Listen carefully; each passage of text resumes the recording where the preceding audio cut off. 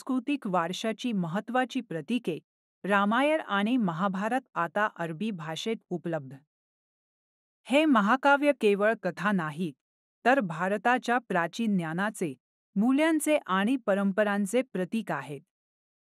आता अरबी भाषेत उपलब्ध झाल्यामुळे या अमूल्य वारशाला जागतिक स्तरावर पोहोचवण्याचा मान मिळाला आहे.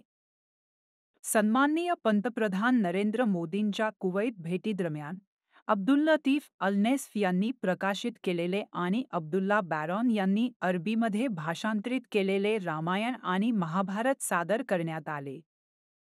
या क्षणी सन्माननीय पंतप्रधानांनी पुस्तकावर सही करताना लिहिले की हे भाषांतर केवळ शब्दांचे नाही, तर दोन संस्कृतींमध्ये पूल बांधण्याचा प्रयत्न आहे. हीच तर वसुधैव कुटुंबकम या भारतीय तत्त्वज्ञानाची खरी ओळख आहे. भारताची वाढती सांस्कृतिक ताकद आणि जागतिक प्रभाव या घटनेतून स्पष्ट दिसतो. या अनोख्या प्रकल्पासाठी सर्वांचे अभिनंदन.